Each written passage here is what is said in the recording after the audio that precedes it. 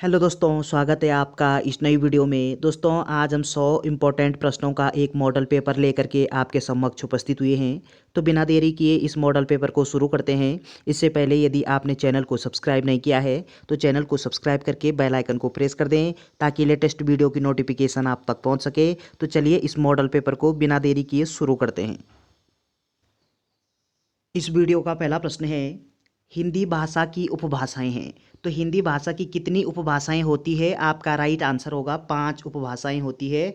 Option B आपका सही उत्तर दिया गया है।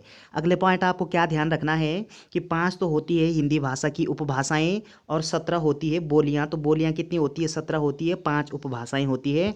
अब आपको ध्यान क्या रखना है कि 5 उपभाषाएं कौन कौन सी होती है।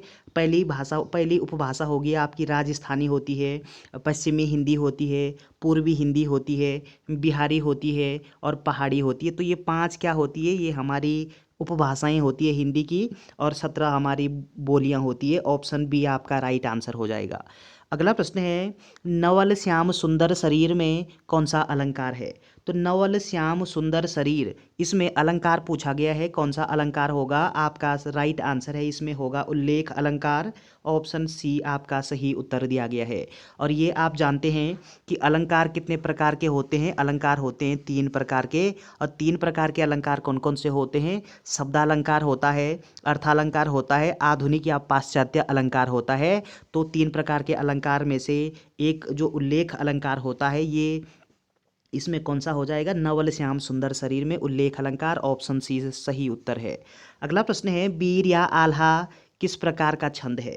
तो वीर या आल्हा ये किस प्रकार का छंद होता है? छंद से प्रश्न पूछा गया है। आपका राइट आंसर होगा कि वीर या आल्हा ये होता है आपका मात्रिक छंद। ऑप्शन बी आपका सही उत्तर दिया गया। अगला पॉइंट आपको क्या ध्यान रखना है कि छंद कितने प्रकार के होते हैं? आपका आंसर होगा छंद 3 प्रकार के होते हैं। वार्णिक छंद होता है, मात्रिक छंद होता है और मुक्तक छंद होता है। तो इन तीनों प्रकारों में से जो मात्रिक छंद है, मात्रिक छंद कौन सा हो जाएगा? यहाँ पे वीर या आल्हा मात्रिक छंद होता है। ऑप्शन बी राइट आंसर है।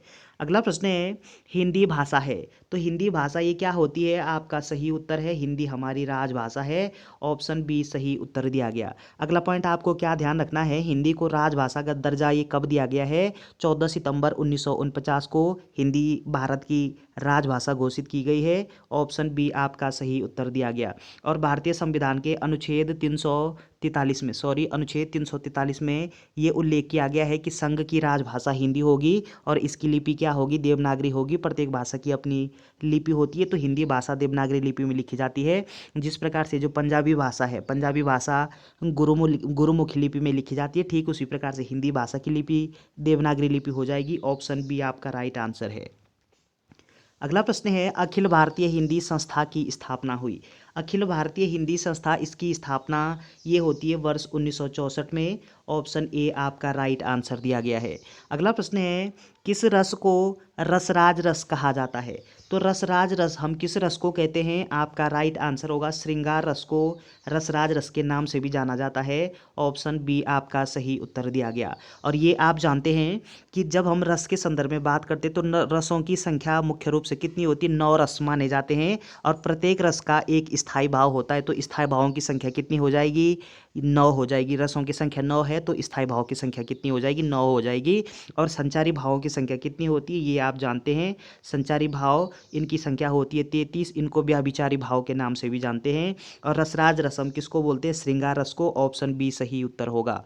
अगला प्रश्न है कि संविधान के किस अनुच्छेद में हिंदी के लिए प्रावधान किया गया है? तो संविधान में हिंदी के लिए प्रावधान ये किस अनुच्छेद में किया गया है? आपका सही आंसर है अनुच्छेद 343 से लेकर के अनुच्छेद 351 तक ये हिंदी के संदर्भ में प्रावधान किया गया है। ऑप्शन ए आपका राइट आंसर हो जाएगा। अगला पॉइंट आपको क्या ध्यान रखना है, अनुच्छेद 343 में किस चीज़ का उल्लेख है? अनुच्छेद 343 से 351 तक उल्लेख मिलता है हिंदी के संदर्भ में। और अनुच्छेद 343 में वर्णित है कि संघ की राजभाषा हिंदी होगी और उसकी लिपि देवनागरी होगी। किस में है? अनुच्छेद 343 में है। और अनुच्छेद 344 में उल्लेख है कि राष्ट्रपति राजभाषा आयोग या राजभाषा से संबंधित किसी समिति का गठन कर सकता है। ये अनुच्छेद 44 में उल्लेख मिलता है। अनुच्छेद 45 के संदर्भ में बात करते हैं तो अनुच्छेद 45 में उल्लेख है राज्यों की राजभाषा, यानी एक राज्य दूसरे राज्य के बीच में पत्र इत्यादि भेजने की जो भाषा है उसका उल्लेख किया गया है। और अनुच्छेद 46 में राज्यों की राजभाषा, जैसे उत्तराखंड की राजभाषा जो हमारी प्रथम राजभाषा उत्तराखंड की हिंदी है और दूसरी राजभाषा 2010 से संस्कृत है। और अगला जो अनुच्छेद होगा अनुच्छेद 46 में है, अनुच्छेद 346 में पत्राचार की भाषा, अनुच्छेद 346 में पत्राचार की भाषा का उल्लेख किया गया है। एक राज्य दूसरे राज्य के बीच में जो पत्र इत्यादि भेजने की जो प्रक्रिया होती है वो किस भाषा में भेजेंगे, तो इसका प्रावधान किया गया है। और अनुच्छेद 347 में किसी क्षेत्र विशेष में बोली जाने वाली भाषा का प्रावधान किया गया। और अनुच्छेद 348 में हाई कोर्ट व सुप्रीम कोर्ट में प्रयोग की जाने वाली भाषा का प्रावधान किया गया है। अनुच्छेद 349 में भाषाई संबंधी कुछ विधियों का प्रावधान किया गया। अनुच्छेद 350 में व्यथा निवारण की भाषा का प्रावधान किया गया है। और अनुच्छेद 50 के क में मातृभाषा में शिक्षा देने की व्यवस्था की गई। और अनुच्छेद 351 में ये हिंदी भाषा के लिए विकास के निर्देश ये 351 में दिए गए हैं। और 343 में ये संघ की राजभाषा हिंदी होगी, उसकी लिपि देवनागरी होगी। चलिए अगला प्रश्न है, जौहर खुलना मुहावरे का अर्थ है। तो जौहर खुलना इस मुहावरे का अर्थ क्या होता है? आपका सही आंसर होगा भेद का पता लगना। ऑप्शन सी सही उत्तर दिया गया है। अगला प्रश्न है, प्रथम राजभाषा आयोग के अध्यक्ष थे। तो प्रथम राजभाषा आयोग ये किस वर्ष गठित होता है? तो आपका आंसर होगा वर्ष 1955 में प्रथम राजभाषा गठित हुआ है। और इस प्रथम राजभाषा आयोग के अध्यक्ष कौन थे? तो बाल गंगाधर खैर अर्थात BG खैर। ऑप्शन बी आपका सही उत्तर दिया गया है।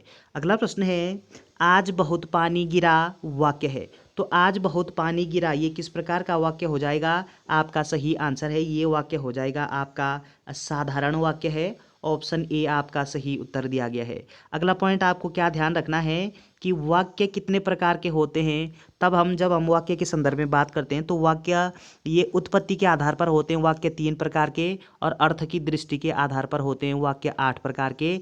तो वाक्य जो उत्पत्ति की दृष्टि से 3 प्रकार के होते हैं, संयुक्त वाक्य होता है, मिश्र वाक्य होता है और साधारण या सरल वाक्य होता है। तो आज बहुत पानी गिरा ये साधारण वाक्य हो जाएगा और इसी को हम सरल वाक्य के नाम से भी जानते हैं। ऑप्शन ए आपका राइट आंसर दिया गया।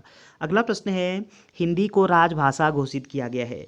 तो ये आप जानते हैं कि हमारी जो राजभाषा वो क्या है, हिंदी हमारी राजभाषा के रूप में इसका प्रयोग करते हैं। और इसको राजभाषा घोषित कब किया गया है? 14 सितंबर 1949 को। ऑप्शन सी आपका सही उत्तर दिया गया है। और इसीलिए प्रत्येक वर्ष 14 सितंबर को राष्ट्रीय हिंदी दिवस के रूप में मनाया जाता है। राष्ट्रीय हिंदी दिवस कब मनाते हैं? 14 सितंबर को मनाया जाता है। ऑप्शन सी राइट आंसर है। अगला प्रश्न है, तैरने की इच्छा के लिए एक शब्द है। तो तैरने की इच्छा के लिए एक शब्द क्या हो जाएगा? आपका सही आंसर होगा, अगर आप तैराकी सोच रहे हैं आपका उत्तर गलत हो जाएगा, तैरने वाला गलत हो जाएगा, तस्करी गलत हो जाएगा, तितिरसा। ऑप्शन बी आपका राइट आंसर दिया गया। अगला प्रश्न है, दांत का पर्यायवाची शब्द नहीं है। तो दांत का पर्यायवाची शब्द क्या नहीं होता है? आपका सही आंसर है कि ये रदन दांत का पर्यायवाची शब्द होता है, दसन पर्यायवाची शब्द होता है, दंत होता है, दाड़िम नहीं होता है, नहीं पूछा गया आपसे। ऑप्शन ए आपका राइट आंसर दिया गया। अगला प्रश्न है, सृष्टि का विलोम शब्द है। तो इस सृष्टि शब्द का विलोम शब्द क्या होता है? आपका अगर आप माइंड में सोच रहे हैं कि सृष्टि का विलोम होता है वृष्टि, तो आप गलत सोच रहे हैं। सृष्टि का विलोम होता है प्रलय। ऑप्शन बी आपका राइट आंसर दिया गया। अगला प्रश्न है, संस्कृत भाषा की अपभ्रंश है। तो संस्कृत भाषा की अपभ्रंश ये हो जाएगी आपकी पौली। ऑप्शन ए राइट आंसर दिया गया। अगला प्रश्न है, हिंदी के प्रथम कवि हैं। तो हिंदी के प्रथम कवि किसको माना जाता है? आपका सही उत्तर होगा सरहप्पा को। ऑप्शन बी आपका सही उत्तर दिया गया। अगला प्रश्न है, गरीबों को वस्त्र दो वाक्य में कारक है।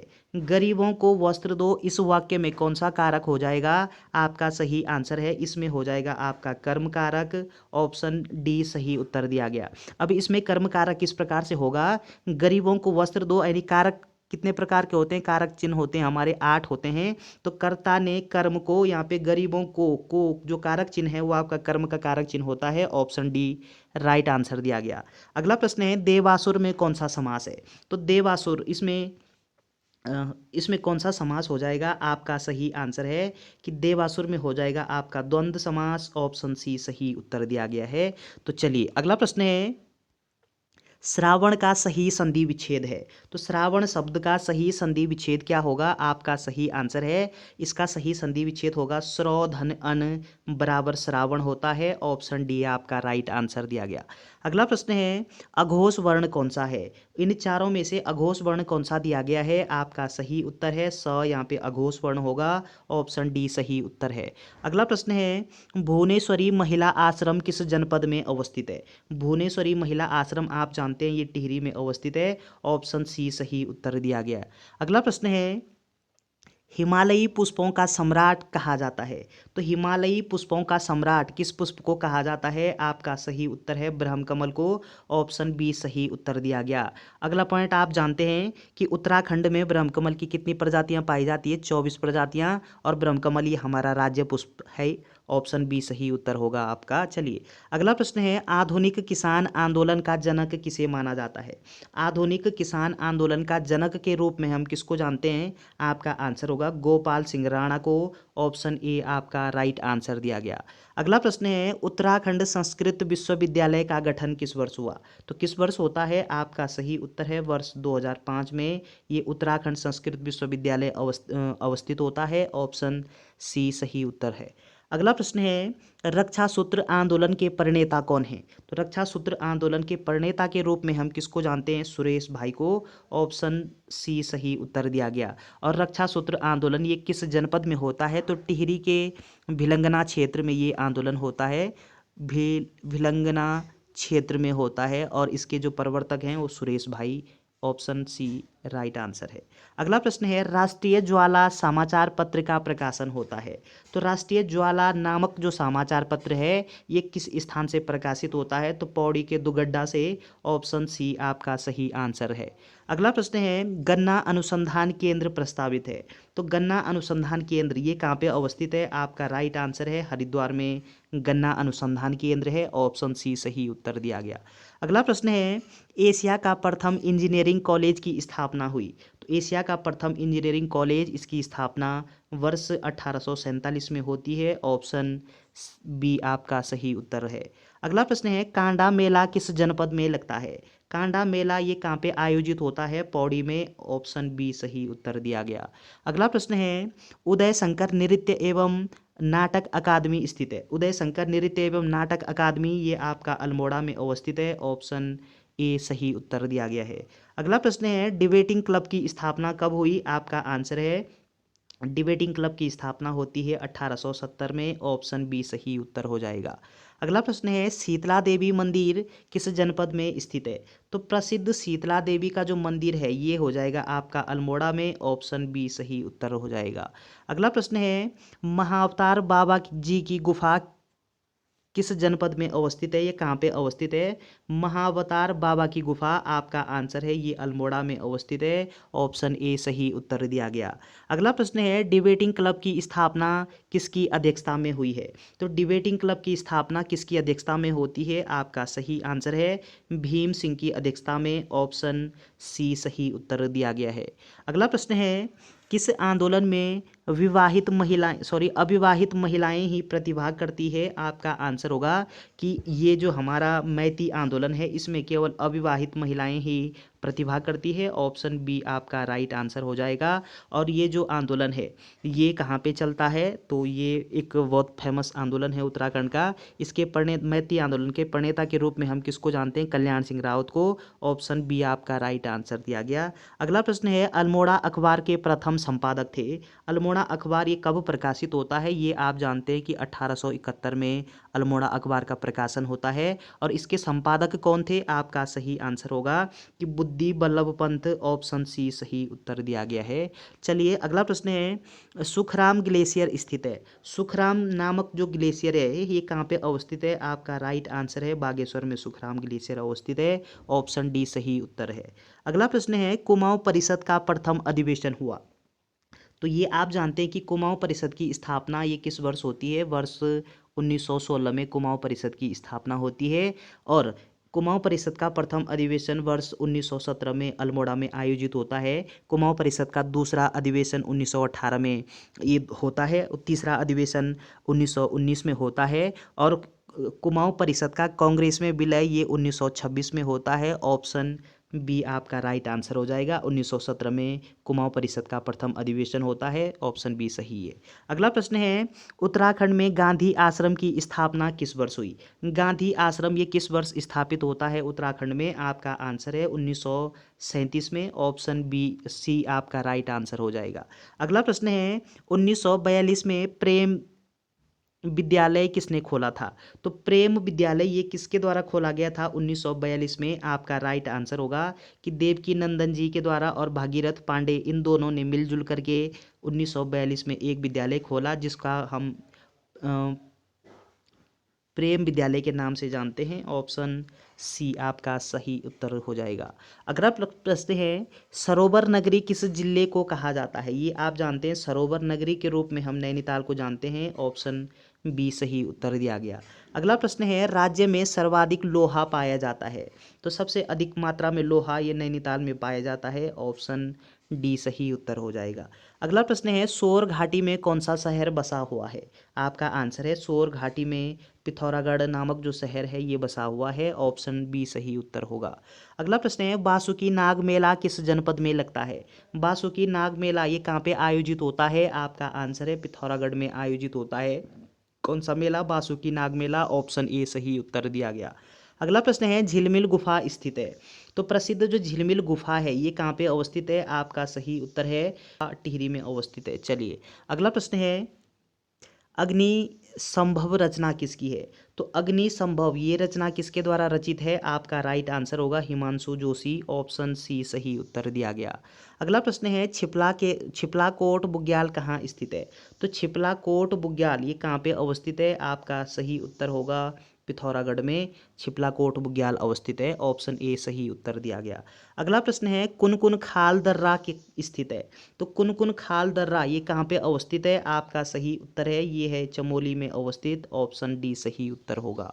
अगला प्रश्न है, राज्य का कब्रिस्तान किसे कहा जाता है? तो राज्य का कब्रिस्तान किसको कहते हैं? आपका सही उत्तर है हरिद्वार को राज्य का कब्रिस्तान के रूप में जाना जाता है। ऑप्शन ए सही उत्तर दिया गया है। अगला प्रश्न है, हरिदत्त कापड़ी का संबंध किस खेल से है? तो हरिदत्त कापड़ी ये किस खेल से संबंध रखते हैं? आपका आंसर होगा बास्केटबॉल से। ऑप्शन बी आपका राइट आंसर दिया गया। अगला प्रश्न है, हरियाली दिवस मनाया जाता है? तो राज्य में हरियाली दिवस 5 जुलाई को मनाया जाता है। ऑप्शन सी सही उत्तर दिया गया है। अगला प्रश्न है, ट्रेल ने अपने समयकाल में कितने भूमि बंदोबस्त करवाए? तो ट्रेल के द्वारा कितने बार भूमि बंदोबस्त करवाया गया है? आपका सही आंसर होगा 7 बार ट्रेल के द्वारा भूमि बंदोबस्त करवाया है, जबकि कुल 12 बार भूमि बंदोबस्त हुए हैं। 9वां जो भूमि बंदोबस्त है उसको हम विकेट बंदोबस्त के नाम से भी जानते हैं। और आज़ादी के बाद कितने बार भूमि बंदोबस्त होता है? तब आपका आंसर होगा आज़ादी के बाद 1 बार भूमि बंदोबस्त होता है और ट्रेल के द्वारा 7 भूमि बंदोबस्त करवाए जाते हैं। अगला प्रश्न है, पाली गाँव का युद्ध कब हुआ? तो प्रसिद्ध जो पाली गाँव का युद्ध है ये होता है 1786 में। ऑप्शन सी आपका सही आंसर दिया गया है। अगला प्रश्न है, मल्ल राजा कुमाऊं को किस नाम से पुकारते थे? मल्ल राजा कुमाऊं को किस नाम से पुकारते थे? आपका राइट आंसर होगा पर्वत डोटी कहते थे मल्ल राजा कुमाऊं को। ऑप्शन सी सही आंसर दिया गया। अगला प्रश्न है, पंडित नैन सिंह रावत का संबंध है? तो पंडित नैन सिंह रावत इनका संबंध किस क्षेत्र से है? आपका सही आंसर होगा कि पंडित नैन सिंह रावत ये एक वैज्ञानिक हैं और ये इसके साथ साथ ये एक सर्वेयर भी थे। तो दोनों को आपको ध्यान रखना है, सर्वेयर के साथ साथ वैज्ञानिक भी थे। ऑप्शन डी आपका राइट आंसर हो जाएगा। अगला प्रश्न है, रामबाड़ा किस जनपद में स्थित है? तो रामबाड़ा ये हो जाएगा आपका रुद्रप्रयाग में। ऑप्शन बी आपका राइट आंसर हो जाएगा। अगला प्रश्न है, चंद्रबाड़ी ताल अवस्थित है? तो प्रसिद्ध जो चंद्रबाड़ी ताल है ये कहाँ पे अवस्थित है? देहरादून जनपद में। ऑप्शन बी सही, ऑप्शन ए आपका राइट आंसर है। अगला प्रश्न है, खतडुआ त्योहार संबंधित है? तो प्रसिद्ध जो खतडुआ त्योहार है ये पशुओं से संबंधित त्योहार है। ऑप्शन ए आपका सही उत्तर दिया गया। अगला प्रश्न है, राज्य के प्रथम प्रोटेम विधानसभा अध्यक्ष थे? तो प्रथम प्रोटेम विधानसभा अध्यक्ष कौन थे? आपका सही आंसर होगा ये थे हरबंश कपूर, ऑप्शन सी सही उत्तर दिया गया है। और ये आप जानते हैं कि प्रोटेम स्पीकर हम किसको बोलते हैं, हिंदी में बोलते हैं इसको कार्यकारी अध्यक्ष और अंग्रेजी में इसको प्रोटेम स्पीकर बोलते हैं। तो प्रोटेम स्पीकर इनका काम क्या होता है कि सामान्य रूप से विधानसभा के जो सदस्य होते हैं, विधानसभा के सदस्यों को शपथ दिलाने के लिए जो शपथ कौन दिलाते हैं, विधानसभा के सदस्यों को प्रोटेम स्पीकर दिलाते हैं। तो प्रथम जो प्रोटेम स्पीकर नियुक्त किए गए थे वो हरवंश कपूर जी थे, ऑप्शन सी सही उत्तर दिया गया। अगला प्रश्न है राज्य के प्रथम सत्याग्रही व्यक्ति कौन थे, आपका आंसर है जगमोहन सिंह नेगी, ये राज्य के प्रथम सत्याग्रही व्यक्ति थे, ऑप्शन डी आपका राइट आंसर है। अगला प्रश्न है राष्ट्रीय मानवाधिकार आयोग की स्थापना कब हुई, तो राष्ट्रीय मानवाधिकार आयोग ये कब अस्तित्व में आता है, आपका आंसर है 1993 में, ऑप्शन सी सही उत्तर दिया गया है। अगला प्रश्न है पंचायतों से संबंधित अनुसूची है, पंचायतों से संबंधित अनुसूची कौन सी है, आपका सही उत्तर है कि 11वीं अनुसूची ये पंचायतों से संबंधित है, ऑप्शन सी सही उत्तर दिया गया। अगला पॉइंट आपको क्या ध्यान रखना है कि अनुसूचियों की संख्या कितनी है वर्तमान समय में, तो वर्तमान में 12 अनुसूचियां हैं और मूल संविधान में अनुसूचियों की संख्या 8 थी। 9वीं जो अनुसूची है, 9वीं अनुसूची ये जोड़ी गई है वर्ष 1951 में। तो वर्ष 1951 में संविधान में पहली बार संशोधन होता है और उस संविधान में 9वीं जो अनुसूची है, 9वीं अनुसूची में किस चीज़ का वर्णन मिलता है, किस चीज़ का उल्लेख है, तो भूमि अधिग्रहण का उल्लेख 9वीं अनुसूची में है और वो जोड़ा गया था कब, वर्ष 1951 में। अगला पॉइंट क्या ध्यान रखना है आपको कि 10वीं अनुसूची ये कब जोड़ी गई है संविधान में, 10वीं अनुसूची ये इसमें दल बदल प्रणाली का उल्लेख किया गया है और ये इसका भी समावेश बाद में किया गया। 11वीं जो अनुसूची है उसमें किस चीज़ का प्रावधान है, उसमें ये पंचायतों से संबंधित है और 12वीं अनुसूची इसमें नगर पालिकाओं का प्रावधान किया गया है। तो इस प्रश्न का सही आंसर पंचायतों से संबंधित अनुसूची, ऑप्शन सी सही आंसर दिया गया। अगला प्रश्न है गहन पारिस्थितिकी अर्थात डीप इकोलॉजी शब्द का प्रयोग सबसे पहले किसके द्वारा किया गया है, आपका राइट आंसर है अर्नेस्ट नेस के द्वारा, ऑप्शन डी सही उत्तर दिया गया। अगला प्रश्न है पारिस्थितिक निकेत की संकल्पना को प्रतिपादित किया, पारिस्थितिक निकेत का कॉन्सेप्ट किसके द्वारा दिया गया है, आपका सही आंसर है ग्रिनेल के द्वारा दिया गया है, ऑप्शन ए सही उत्तर दिया गया है।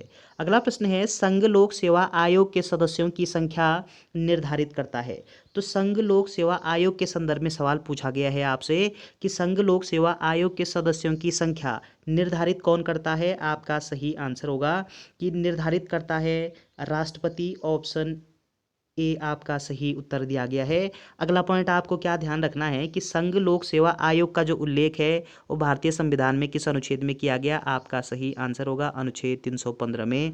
तो जो लोक सेवा आयोग होता है अनुच्छेद 315 में लोक सेवा आयोग जो होता है वो 3 प्रकार का होता है। 3 प्रकार का लोक सेवा आयोग कौन कौन सा होता है, एक होता है आपका संघ लोक सेवा आयोग, दूसरा होता है राज्य लोक सेवा आयोग, तीसरा होता है संयुक्त लोक सेवा आयोग। ये 3 प्रकार के जो लोक सेवा आयोग हैं इनका प्रावधान भारतीय संविधान के अनुच्छेद 315 में किया गया।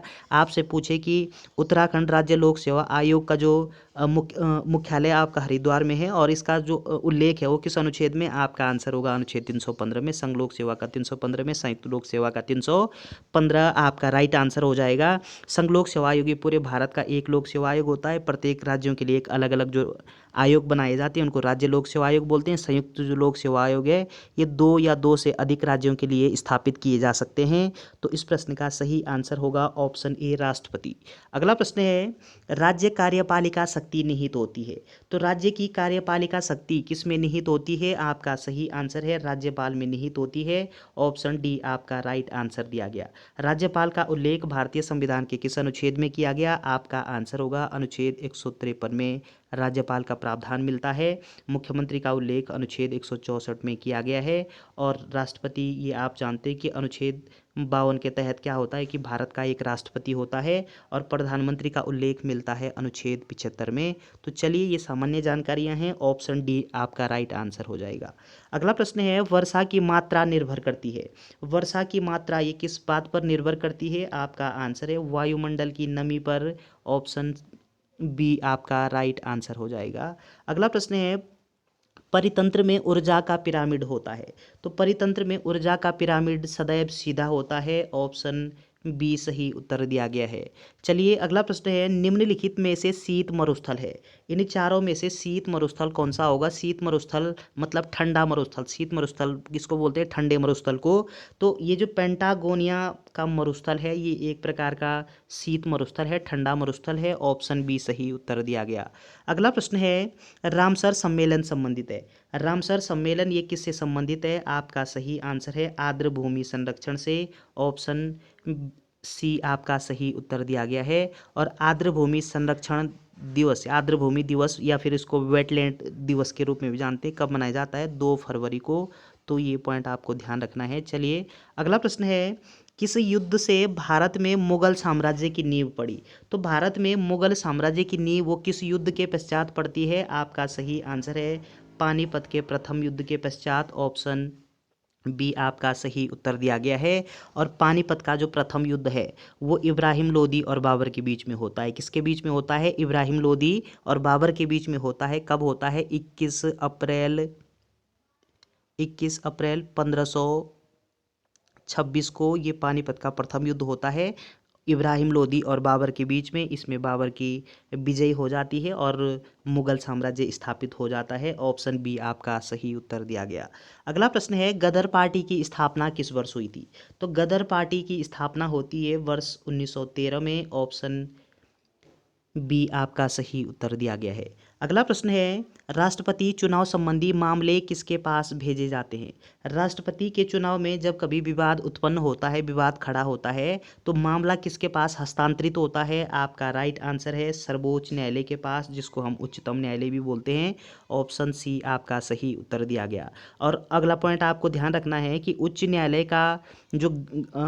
का प्रावधान भारतीय संविधान के किस अनुच्छेद में किया गया है। आपका आंसर होगा अनुच्छेद 124 में सर्वोच्च न्यायालय का या फिर सुप्रीम कोर्ट का प्रावधान किया गया है। ऑप्शन सी आपका सही आंसर दिया गया। ये आप जानते हैं संसद का प्रावधान ये किस अनुच्छेद में किया गया है। अनुच्छेद 79 में संसद का प्रावधान किया गया। संसद जो है हमारी लोकसभा, राष्ट्रपति और राज्यसभा इन तीनों से मिलकर के बनती है। चुनाव आयोग का प्रावधान भारतीय संविधान के भाग 15 में किया गया है।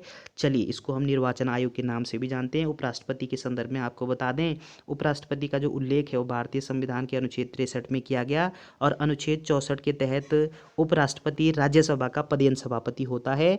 तो इस प्रश्न का राष्ट्रपति चुनाव संबंधी मामले सुप्रीम कोर्ट के पास हस्तांतरित होते हैं। ऑप्शन सी राइट आंसर है। अगला प्रश्न है, विश्व का सबसे ऊंचा जलप्रपात है। तो विश्व का सबसे ऊंचा जलप्रपात कौन सा हो जाएगा, साल्टो एंजिल जलप्रपात। ऑप्शन सी आपका सही उत्तर दिया गया है। और ये कहाँ पे अवस्थित है, वेनेजुएला नामक देश में विश्व का सर्वाधिक जो ऊंचा जलप्रपात है ये अवस्थित है, साल्टो एंजिल उसका नाम है। ऑप्शन सी राइट आंसर हो जाएगा। अगला प्रश्न है, सर्वाधिक विनाशकारी भूकंपीय तरंगे हैं। तो सर्वाधिक विनाशकारी भूकंपीय तरंगे कौन सी होती है। आपका सही आंसर है तृतीयक जो तरंगे होती है, इन्हें तृतीयक तरंगों को हम एल तरंग के नाम से भी जानते हैं। और ये एल तरंगे सर्वाधिक विनाशकारी तरंगे होती है। सर्वाधिक विनाशकारी क्यों होती है, क्योंकि इनकी जो गति होती है वो सबसे धीमी होती है, सबसे कम होती है। तो 2 से 3 किलोमीटर प्रति सेकंड, 2 से 3 किलोमीटर प्रति सेकंड इनकी गति होती है, स्पीड होती है। ये इतनी स्पीड से चलते हैं और इसलिए इनसे क्या होता है कि जनधन की हानि होती है, सर्वाधिक विनाशकारी तरंगे होती है। प्राथमिक तरंगे, भूकंप जब उत्पन्न होता है तो सबसे पहले निकलने वाली तरंगे होती है, इसलिए इनको प्राथमिक तरंगे बोलते हैं। और द्वितीयक तरंगे होती है, तृतीयक जो तरंगे एल तरंगे बोलते हैं, इनको धरातलीय तरंगे भी बोलते हैं। तो चलिए अगला प्रश्न है, लोकसभा के प्रथम अध्यक्ष कौन थे। आपका राइट आंसर होगा लोकसभा के प्रथम अध्यक्ष जीवी मावलंकर। इनका पूरा नाम होता है गणेश वासुदेव मावलंकर। ये लोकसभा के प्रथम अध्यक्ष थे। लोकसभा का जो उल्लेख है वो भारतीय संविधान के अनुच्छेद 81 में मिलता है। लोकसभा का सदस्य बनने के लिए न्यूनतम जो उम्र सीमा है वो 25 वर्ष रखी गई है। और लोकसभा का कार्यकाल सामान्य रूप से 5 वर्ष का होता है। लोकसभा के जो सदस्य होते हैं उनको सदस्यता या फिर उनको शपथ कौन दिलाते हैं। आपका राइट आंसर होगा कि शपथ के संदर्भ में पॉइंट आपको ध्यान रखना है कि प्रोटेम स्पीकर लोकसभा के सदस्यों को शपथ दिलाते हैं। तो चलिए ऑप्शन बी आपका सही उत्तर हो जाएगा। अगला प्रश्न है, सर्वप्रथम पृथ्वी को आकार में गोलाभ किसने बताया? तो सबसे पहले ये किसने बताया कि हमारी जो पृथ्वी है उसकी आकृति गोल होती है? आपका आंसर होगा अरस्तू के द्वारा बताया गया था कि हमारी आकृति गोल होती है। लेकिन वैज्ञानिक धरातल पर सबसे पहले न्यूटन के द्वारा सिद्ध किया गया था कि हमारी जो पृथ्वी है उसकी आकृति कैसी होती है, गोल होती है। सिद्ध किया न्यूटन ने, जबकि बताया था सबसे पहले अरस्तू ने। और अगला पॉइंट ध्यान रखना है कि पृथ्वी ये एक ग्रह है और इसकी जो वास्तविक आकृति होती है वो जियोल्ड होती है। इसको हम लद्वाक्ष भी बोलते हैं। पृथ्वी की आकृति जियोल्ड होती है या फिर लद्वाक्ष होती है। और पृथ्वी ग्रह है, इसका एकमात्र उपग्रह होता है चंद्रमा, मून इसका एकमात्र उपग्रह होता है। चलिए अगला प्रश्न है, ये आपको बता दें कि ये जो पोलिडोनियस है, पोलिडोनियस कौन होते हैं और फ्रेडरिक रेटजेल कौन होते हैं? मानव भूगोल के जो पिता हैं, मानव भूगोल के पिता के रूप में इरेटोस्थनीज को जाना जाता है, हिकेटियस को जाना जाता है। पोलिडोनियस ये भौतिक जो भूगोल होता है, भौतिक भूगोल के जनक के रूप में हम किसको जानते हैं? पोलिडोनियस के जानते हैं। और मानव भूगोल होता है, मानव भूगोल के पिता, मानव भूगोल के जनक के रूप में हम किसको जानते हैं? फ्रेडरिक रेटजेल को जानते हैं। चलिए अगला प्रश्न है, महात्मा गांधी ने भारत में अपना पहला जन भाषण कहाँ दिया था? तो गांधी जी के द्वारा पहला जो जन भाषण है वो आपका वाराणसी में दिया गया था। ऑप्शन डी सही उत्तर दिया गया है। अगला प्रश्न है, आज़ादी के समय कांग्रेस के प्रथम अध्यक्ष कौन थे? आपका सही आंसर है JV कृपलानी। ये आज़ादी के समय आज़ादी के समय अध्यक्ष थे। और आज़ादी के समय अर्थात 15 अगस्त 1947 को भारत आज़ाद होता है, उस समय कांग्रेस के अध्यक्ष कौन थे? JV कृपलानी थे। जबकि कांग्रेस की जो स्थापना है वो कब होती है? तो 1885 ईस्वी में A.O. ह्यूम, अर्थात इनका पूरा नाम एलेन एक्टोवियन ह्यूम होता है, इनकी नेतृत्व में कांग्रेस का गठन होता है। और आज़ादी के समय कृपलानी जी ये कांग्रेस के अध्यक्ष होते हैं। ऑप्शन सी सही उत्तर दिया गया। अगला प्रश्न है, किस अनुच्छेद द्वारा देश में राष्ट्रीय आपात की स्थिति लागू होती है? तो राष्ट्रीय आपात का प्रावधान ये भारतीय संविधान के किस अनुच्छेद में किया गया है? आपका सही आंसर होगा अनुच्छेद 352 में। ऑप्शन बी सही उत्तर दिया गया, राष्ट्रीय आपात। अब बात बता दें आपको कि आपात उपबंध का जो कॉन्सेप्ट है भारतीय संविधान में वो जर्मनी के संविधान से लिया गया है। भारत में 3 प्रकार का आपातकाल होता है। एक होता है आपका राष्ट्रीय आपात, दूसरा होता है राष्ट्रपति शासन, तीसरा होता है वित्तीय आपात। राष्ट्रीय आपात का उल्लेख है अनुच्छेद 352 में, राष्ट्रीय आपात है। राष्ट्रपति शासन का उल्लेख है अनुच्छेद 356 में। और राष्ट्रीय वित्तीय आपात का उल्लेख है अनुच्छेद 360 में। तो इसमें अनुच्छेद 356 के तहत किसी राज्य में राष्ट्रपति शासन 356 के तहत लागू होता है। इस प्रश्न का राइट आंसर होगा 352। ऑप्शन बी सही उत्तर है। अगला प्रश्न है, विश्व का सबसे ऊंचा सक्रिय ज्वालामुखी कौन सा है? आपका सही आंसर है कोटोपैक्सी। ये विश्व का सबसे ऊंचा सक्रिय ज्वालामुखी है और ये इक्वाडोर नामक देश है, इक्वाडोर इसमें अवस्थित है। कहाँ पे है? इक्वाडोर नामक देश में विश्व का सबसे ऊंचा सक्रिय ज्वालामुखी पर्वत अवस्थित है, उसका नाम है कोटोपैक्सी। ऑप्शन सी सही उत्तर दिया गया। अगला प्रश्न है, 1932 में पूना समझौता किसके बीच हुआ? तो 1932 में एक समझौता होता है जिसको हम पूना समझौता या फिर पूना पैक्ट के नाम से जानते हैं। ये पूना पैक्ट 2 व्यक्तियों के बीच में, महात्मा गांधी जी व डॉक्टर अंबेडकर के बीच में होता है 1932 में। ऑप्शन बी आपका राइट आंसर हो जाएगा।